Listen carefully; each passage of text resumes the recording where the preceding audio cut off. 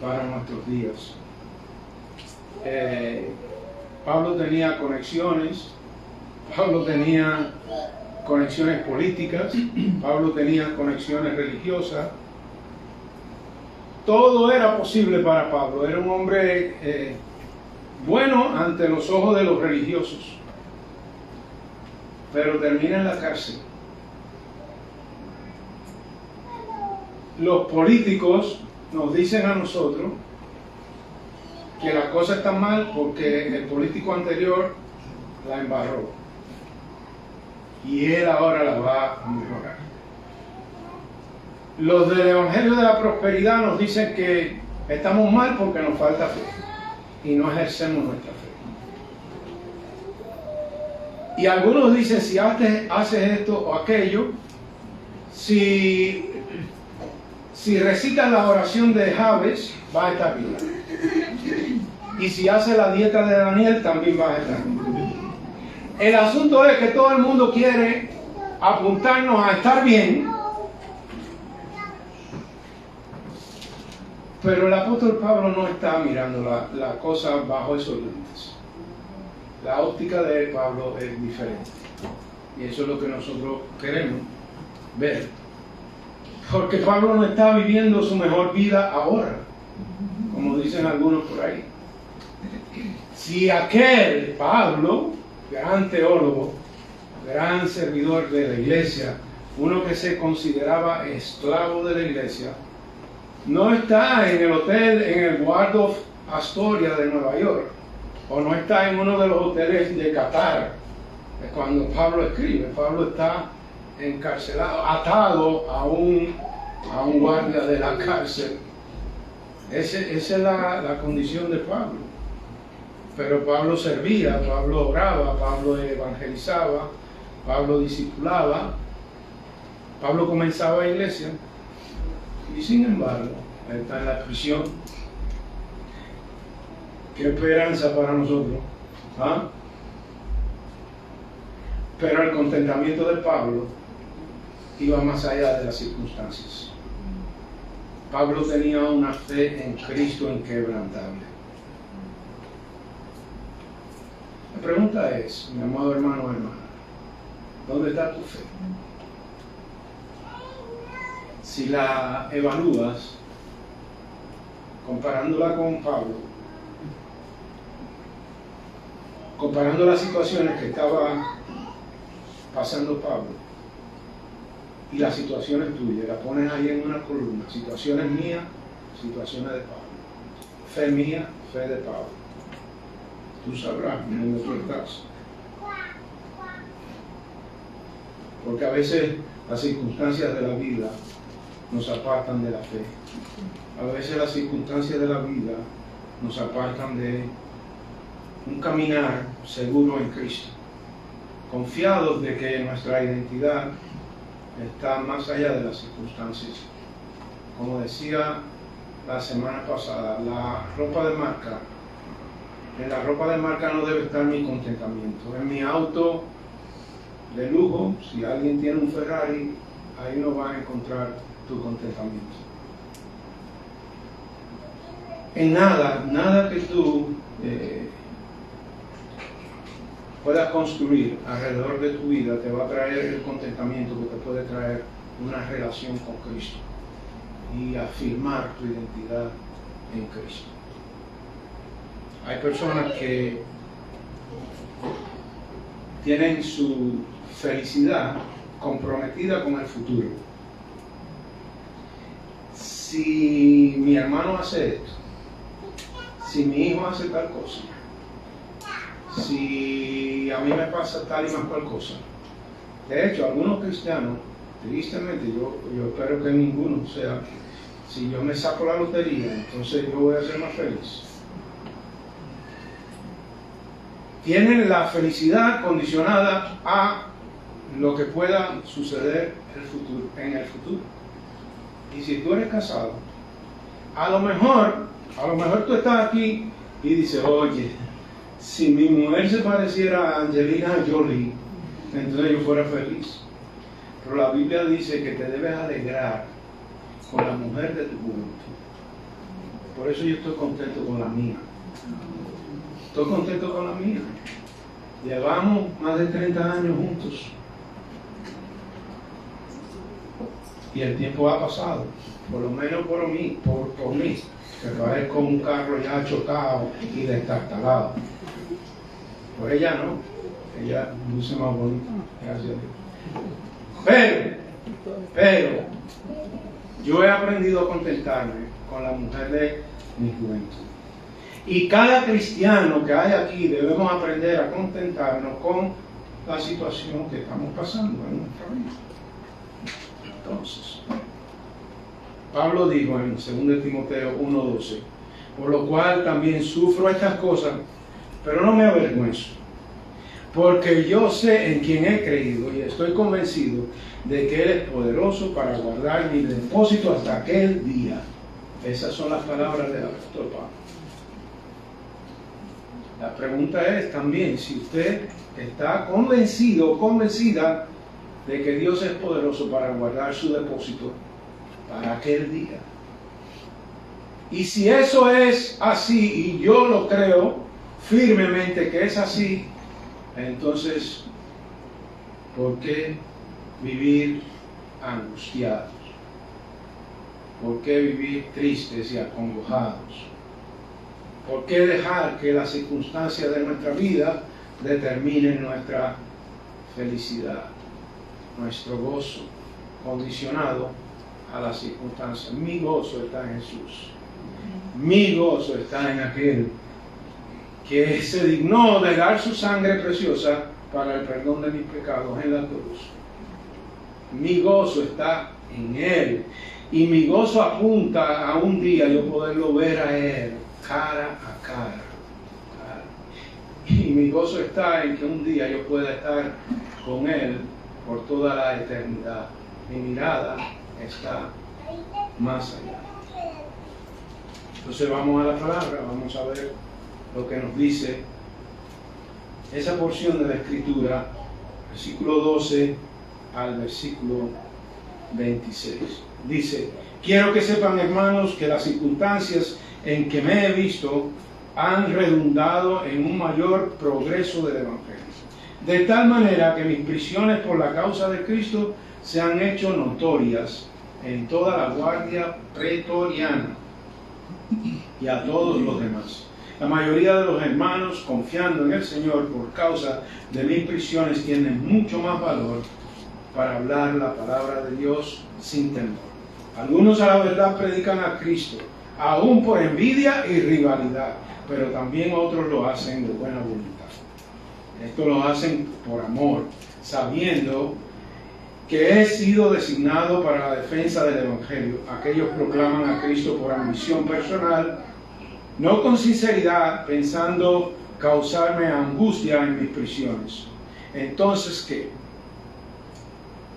Que de todas maneras, ya sea fingidamente o en verdad, Cristo es proclamado, y en esto me regocijo, sí, y me regocijaré, porque sé que esto resultará en mi liberación mediante las oraciones de ustedes y la provisión del Espíritu de Jesucristo, conforme a mi anhelo y esperanza de que en nada seré avergonzado, sino que con toda confianza, aún ahora como siempre, Cristo será exaltado en mi cuerpo, ya sea por vida o por muerte.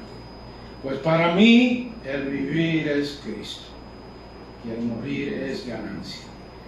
Pero si el vivir en la carne, esto significa para mí una labor fructífera, entonces no sé cuál escoger, porque de ambos lados me siento apremiado, teniendo el deseo de partir y estar con Cristo, pues en eso es mucho mejor. Sin embargo, continuar en la carne es más necesario por causa de ustedes. No en las obras de la carne, sino en la carne, en el cuerpo.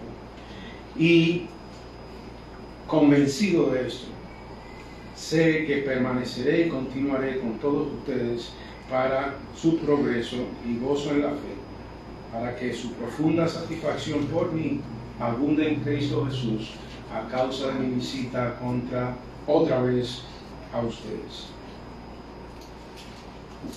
Los primeros versículos, versículos 12 a 18, vemos lo malo y lo bueno. Lo malo y lo bueno. Lo malo es que Pablo está en la cárcel. Quiero que sepan, hermanos, que las circunstancias en que me he visto han redundado en un mayor progreso del Evangelio, de tal manera que mis prisiones por la causa de Cristo han hecho notoria en toda la guardia pretoriana. La guardia pretoriana era la escolta de los emperadores. Y a pesar de que es una mala noticia, el asunto del Evangelio, la proclamación del Evangelio se ha hecho evidente en ese lugar. Y no solamente eso, sino que ese asunto produjo valentía en los hermanos. Sí, gracias. La mayoría de los hermanos, confiando en el Señor por causa de mis prisiones, tienen mucho más valor para hablar la palabra de Dios sin temor. Entonces, hay una mala noticia. La mala es que Pablo está preso. Pero la buena es que el Evangelio se está dando a conocer. Y que los hermanos, al ver a Pablo prisionero, dicen, si ese es Pablo y nosotros aquí libres, míralo él allá dando testimonio de quién es, dando testimonio del Evangelio, y nosotros aquí viviendo la vida sin muchas preocupaciones. Pero el ejemplo de Pablo resulta en valentía para los hermanos. ¿Valor para qué? La mayoría de los hermanos, dice el versículo 14, confiando en el Señor por causa de mis prisiones, tienen mucho más valor. ¿Para qué? Para hablar la palabra de Dios sin temor. Y es ahí donde el pueblo de Dios tiene que estar. Es ahí donde hombres y mujeres que no claudican ante cualquier arremesón del enemigo o del Estado o del que sea. Los hermanos son valientes. ¿Y qué hacen? ¿Qué están proclamando? La palabra de Dios. Mi hermano, qué buen ejemplo de estos hermanos. Pablo, el líder, el que había comenzado la iglesia, el que había llegado a ese lugar, una iglesia que Pablo amaba, pero ahora está preso, pero ellos con valentía predican y proclaman la palabra de Dios. La pregunta que yo te hago, amado hermano y hermana, durante la semana, ¿cuántas veces hablas o señalas a personas a la palabra de Dios? Y no solamente eso, ¿cuántas veces lees la palabra de Dios? Porque aquí muchos la leemos, pero la cosa es allá, cuando estamos a solas con Dios, cara a cara, frente a frente con Dios, tomamos tiempo para leer la palabra, no para proclamarla ni llegar ahí, para meditar en ella, para poder entonces proclamarla. ¿Sabe qué, hermanos? El que medita en la palabra rebosa tanto de gozo y de emoción que no le queda más remedio que proclamar la palabra de Dios. Que cuando viene una situación a la vida de alguien y están ahí conversando, le apunta a la palabra de Dios, porque está saturada esa mente y ese corazón con la palabra de Dios. Porque a veces acudimos a remedios caseros nuestros, a fórmulas nuestras, para apuntarle al corazón de las personas, pero no hay nada mejor que la palabra de Dios. No hay nada que transforme más una vida que la palabra de Dios. La palabra de Dios, ustedes saben que es una espada, penetra, estos hermanos tenían la valentía de seguir proclamando la palabra de Dios a pesar, dice, confiando en el Señor por causa de mis prisiones, tiene mucho más valor para hablar la palabra de Dios sin temor. Entonces vemos la mala noticia, Pablo preso, y vemos la buena noticia, los hermanos. La guardia conoce de la proclamación de Pablo y los hermanos tienen la valentía de proclamar la palabra de Dios.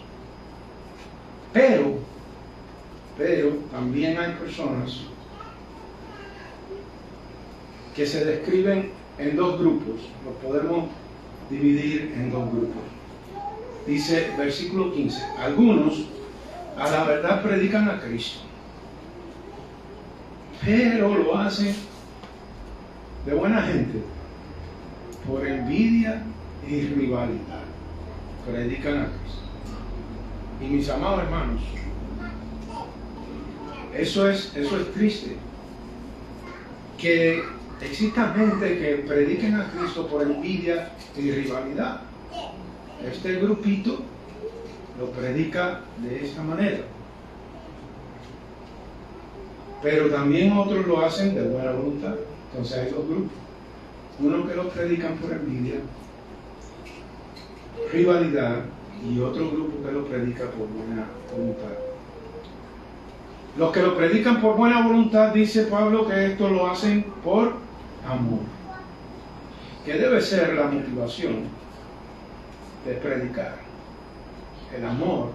Eso hemos hablado varias veces aquí. Si nosotros somos muy teólogos, si nosotros tenemos mucha doctrina y nos falta el amor, somos como un timbal que resuena, como un címbalo que resuena. No somos nada.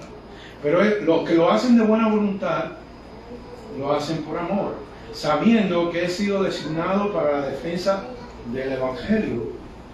Ellos lo predican por amor, porque saben que el propósito es la defensa del Evangelio. Pablo está comprometido con la defensa del Evangelio. Y aunque él está encarcelado, la gente sigue adelante. La gente sigue adelante. Aunque el pastor Carlos se vaya de viaje, la gente sigue adelante. La iglesia sigue adelante. No importa. Esto lo hacen por amor, sabiendo que he sido designado para la defensa del Evangelio. Aquellos proclaman a Cristo por ambición personal. Aquellos, los que proclaman a Cristo por envidia y rivalidad, lo hacen con ambición personal, no con sinceridad, pensando causarme angustia en mis prisiones. Y como Pablo está diciendo, ellos creen que me van a molestar a mí. Ellos creen que yo voy a estar molesto por lo que ellos hacen. A mí qué me importa. Él es lo que está diciendo. ¿Y qué? Y que ellos, déjalo a ellos, ya Dios se ocupará de ellos, Dios se encargará de ellos. Porque a veces nosotros nos irritamos demasiado con aquellos que están predicando mal a Cristo. Pero Pablo no está así. Pablo no está ahí. Mire, hermano, a veces nosotros, cuando la gente no hace las cosas como nosotros quisiéramos que las hicieran, nos irritamos. ¿A usted le ha pasado eso alguna vez? Todos los días dice alguien, todos los días. Seguro que nos irritamos. Pero ¿sabe qué? Antes que usted siga ahí y se mantenga ahí, yo quiero llevarlo a que usted vea algo en la palabra de Dios, en el Salmo 37. Y vamos allí. Porque si usted sufre de irrititis o irritabilitis, o lo que usted quiera ponerlo, hay un remedio para eso. Hay remedio. No se quede ahí, no se parquee ahí, no se estacione ahí, muévase de ahí, salga de ahí. Si había alguien que tenía razón para estar irritado, era David. A David lo andaba persiguiendo hasta el gato. Hasta el gato. Pero escuche bien, en este Salmo de David, como él dice, comenzando, y note ahí cuántas veces él se refiere, o él dice que no te irrites. Yo se lo voy a dar, le voy a dar la respuesta, para que usted no tenga que leer mucho. Versículo 1, versículo 7, versículo 8. No te irrites, no te irrites, no te irrites. ¿Sabe lo que significa esa palabra en el hebreo? Esa palabra de irritarse es como una quemazón, como un calor que te da. Yo no sé, a lo mejor usted no le da eso cuando se irrita. Pero cuando alguna gente cuando se irrita, le da un calor y le da una quemazón por dentro. Que mire, que uno a veces dice, ¿será que me va a dar un ataque al corazón? ¿Será que me voy a ir ya con el Señor? Y si alguien tenía motivo para irritarse, era David. Que no te irrites a causa de los malhechores. No tengas envidia de los que practican la iniquidad, porque como la hierba, pronto se secarán. ¿Cuál es el problema? Como la hierba, pronto se secarán y se marchitarán como la hierba verde. Y dice David, confía en el Señor y haz el bien. ¿A cuántas personas no le pasa por la mente cuando se irritan? Ojo por ojo y diente por diente. El que me la hace, me la paga. Dice, confía en el Señor y haz el bien. Habita en la tierra, cultiva la fidelidad. Pon tu delicia en el Señor y Él te dará las peticiones de tu corazón. Pero ¿cuál es el imperativo? No te irrites, estate tranquilo, cógelo con calma. Como dicen los gringos, take it easy. Pon tu delicia en el Señor y Él te dará las peticiones de tu corazón. Encomienda a Jehová tu camino, confía en Él y Él hará. Encomienda al Señor tu camino, confía en Él y Él hará. ¿Ustedes creen que en la cárcel Pablo no tenía encomendado su camino al Señor? Seguro que sí. Y tenemos que aprender de eso. Y había unos predicando por envidia, rivalidad, por sacar ventaja del Evangelio. Pero eso no le quitó el sueño a Pablo. Dice el salmista, versículo 6, harás resplandecer tu justicia como la luz y tu derecho como el mediodía. Uno tiene que estar peleando por tu derecho y que no, y quién se cree este, y quién se cree el otro. No, el Señor se ocupa, hará resplandecer tu justicia como la luz y tu derecho como el mediodía. Confía callado en el Señor. Óyeme, la gente cuando se irrita a veces es una ametralladora tirando ofensa y sacan un archivo que tienen ahí guardado de todas las cosas malas que tú hiciste. El consejo es, confía callado en el Señor, estate tranquilo, no te irrites, espera en el Señor con paciencia. Aquí viene la palabrita de nuevo, versículo 7. No te irrites a causa de que prospera en su camino, porque el hombre que lleva a cabo sus intrigas, deja la ira, abandona el furor, ¿y qué más? No te irrites, no te irrites, no te irrites. Solo harías lo malo. No te irrites. Vamos allá donde Pablo, que si no nos parqueamos ahí y nos quedamos ahí toda la tarde, porque hay mucha tela por donde cortar en ese salmo y hay una enseñanza preciosa. No te irrites, hermano. Entonces, dice Pablo, aquellos proclaman a Cristo por ambición personal, no con sinceridad, pensando causarme angustia en mis prisiones. Y mire como Pablo lo pone. Entonces, ¿qué? Que de todas maneras, ya sea fingidamente o en verdad, Cristo es proclamado, y en esto me regocijo y me regocijaré. Yo no tengo control de esa gente. Ellos están por ahí haciendo su locura. Yo no tengo control de ellos. Pero de todas maneras, sea como sea, Cristo es predicado. Porque Pablo tiene una confianza en el Evangelio.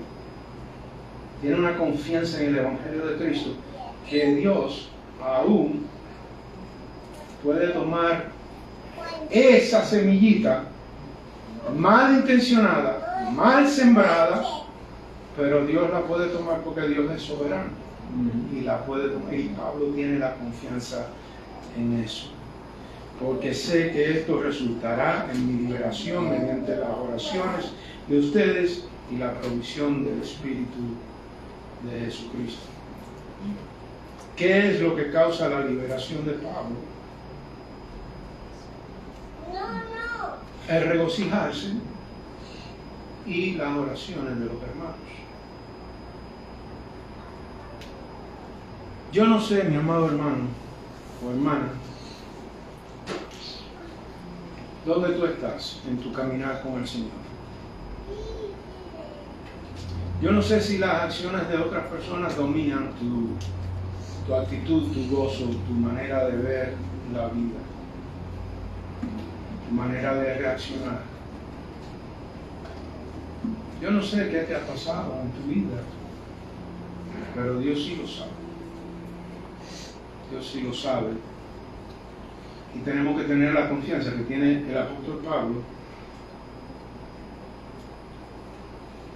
que hay liberación, no solamente física, pero liberación personal, cuando nosotros logramos descansar en las oraciones y en la manera en que se atienden las situaciones. El gozo del Señor mi fortaleza es. ¿Quieres ser fuerte? Gozo. Pablo sabía eso, porque dice que él se regocijaba y se iba a regocijar, seguir regocijando. El gozo del Señor es mi fortaleza. No permita que nada, que ninguna circunstancia en tu vida te haga perder el gozo, porque tu gozo va más allá de las circunstancias. Versículos 19 al 20, Pablo tiene otra mirada, otra perspectiva, porque sé que esto resultará en mi liberación mediante las oraciones de ustedes y la provisión del Espíritu de Jesucristo, conforme a mi anhelo y esperanza, de que en nada seré avergonzado, sino que toda confianza, aún ahora, como siempre, Cristo será exaltado en mi cuerpo, ya sea por vida o por muerte. La vida de Pablo está anclada en Cristo. La vida de Pablo está esperanzada que, ya sea que él muera o viva, va a resultar para bien. Que Pablo tiene una relación con el Señor que nosotros tenemos que procurar llegar ahí, que nosotros tenemos que apuntarle a llegar ahí. La meta de Pablo no era simplemente salir de la cárcel. Esto resultará para la liberación de mis prisiones. Esa era una parte. Pero la meta de Pablo era glorificar al Señor. La meta de Pablo era que su vida glorificara al Señor. La meta de Pablo era que Cristo fuera exaltado. Como siempre, Cristo será exaltado en mi cuerpo, ya sea que por vida o por muerte. Ese era el asunto. Y como si eso fuera poco, entonces Pablo nos presenta un pequeñito dilema. Un pequeño dilema que se deja ver ahí en el versículo 22 al 24. Dice primeramente, pues para mí el vivir es Cristo y el morir es ganancia. Pablo, todo la vida, todo lo material, toda su reputación, todo lo que él había logrado, lo que había hecho, él lo consideraba como estiércol, como basura.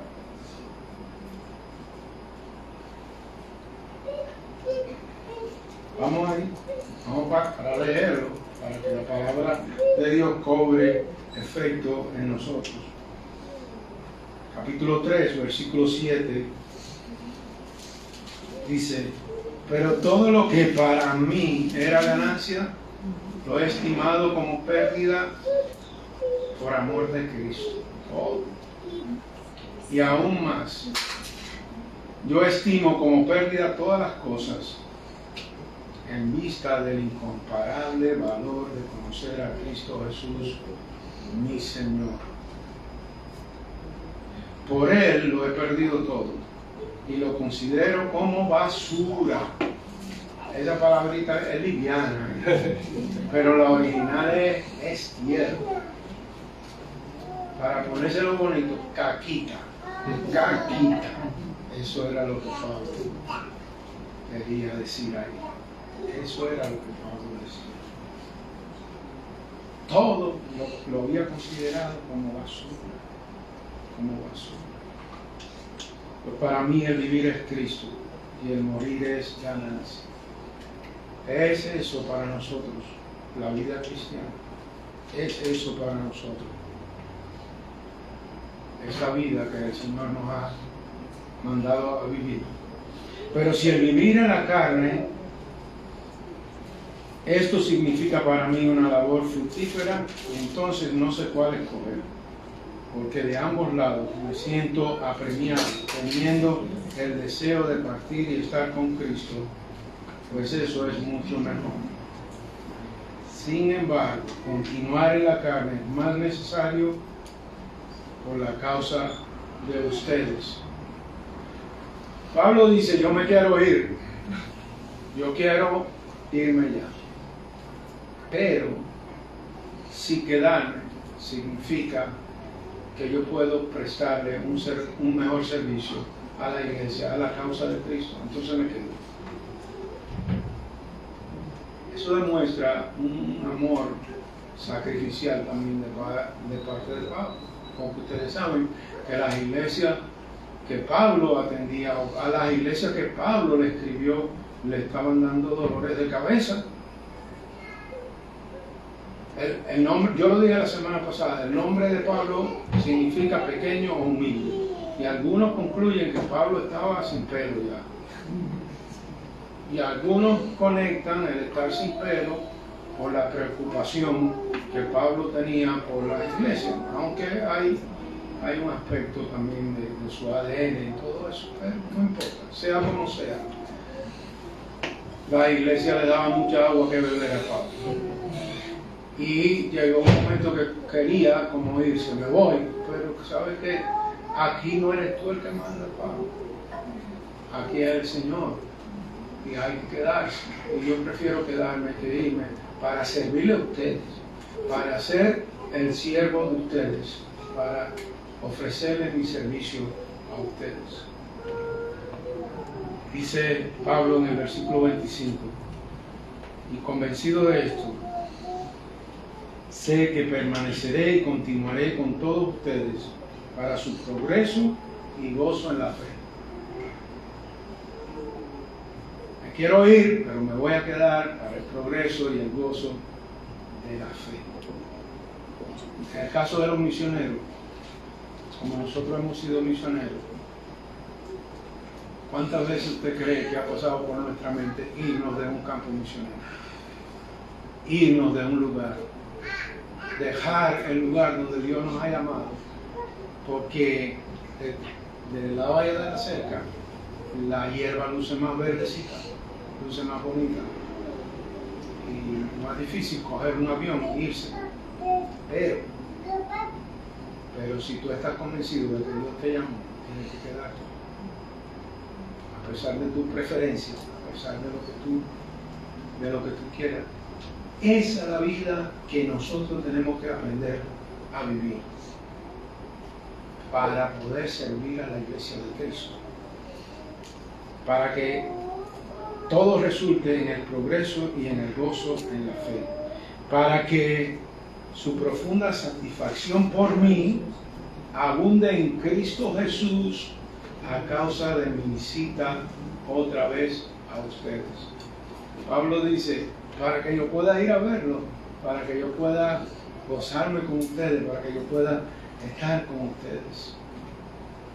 Esa es la mejor opción para Pablo, en medio de las circunstancias, en medio de su vida, en medio de todo lo que está pasando. Yo quiero irme, pero me quedo. Porque el asunto es, como dice John Piper, dice, Cristo es magnificado más cuando nosotros estamos más satisfechos en Él.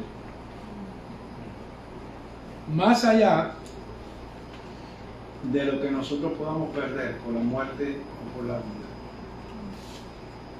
Cristo es magnificado más cuando estamos más satisfechos en Él. ¿Usted cree que Pablo estaba satisfecho en Él? A la luz de lo que hemos visto, seguro que sí.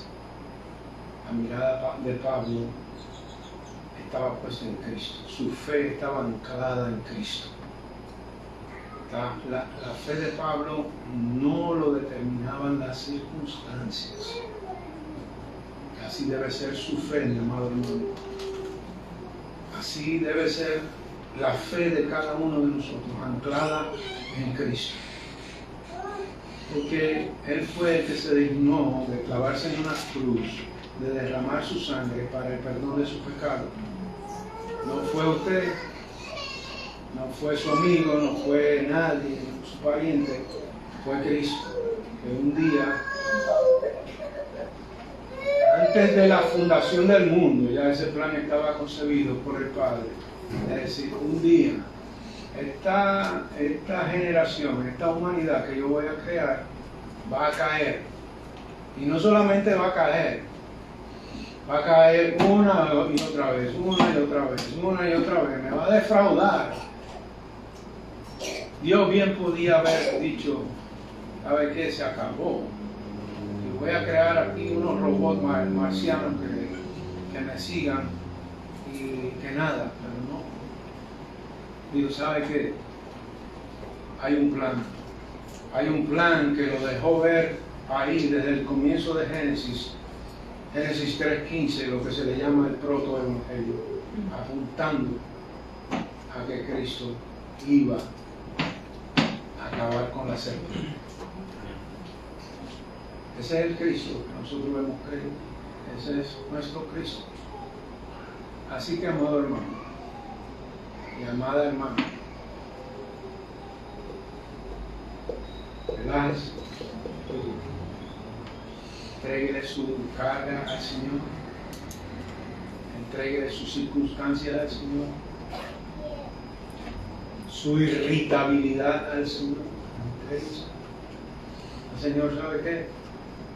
Esto es demasiado para mí. Yo no lo había entendido así tan claro, pero Él me lo ha mostrado. Aquí está, ocúpate de eso. Hágala así, mira. Señor, esto es tuyo, porque tú has prometido estar conmigo, porque tú me has dicho que no me angustie, porque tú me has dicho que tú te vas a ocupar de mí. Así como tú ocupaste de Pablo, que fue capaz de estar en circunstancias terribles, pero Pablo se gozaba en el Señor, Pablo se regocijaba en él. ¿Y cuál era la clave de Pablo? Él estaba anclado en el Señor, anclado en Cristo. Su contentamiento, su confianza, su felicidad estaba anclado en Cristo. ¿Y tú qué? ¿Y yo qué? Padre, gracias te damos. Damos gracias, Señor, porque tu palabra tiene un efecto en nuestras vidas. Y es un efecto transformador, que tú estás formando la imagen de Cristo en nosotros. Que no seamos obstáculos, Señor, aunque en tu soberanía, Señor, tú cambias los obstáculos, pero nosotros, Señor, nuestra actitud, a veces detenemos el progreso que tú quieres hacer en el crecimiento de nosotros como cristianos. Señor, así como Pablo no se irritó por aquellos que predicaban por envidia, por rivalidad. Así como Pablo no se irritó por aquellos que buscaban aventajarse de la predicación del Evangelio. Ayúdanos a estar firmes y a la vez calmados, confiados en ti. Que podamos repetir las palabras del salmista: encomienda a Jehová tu camino, confía en Él y Él hará. Obra tú, haz tú, Señor, en nuestra vida. Danos la humildad que requiere el tiempo, la firmeza que requiere el tiempo. Recuérdanos de nuestra identidad en ti. Ayúdanos, Señor, en el nombre de Jesús. Amén. El Señor les bendiga.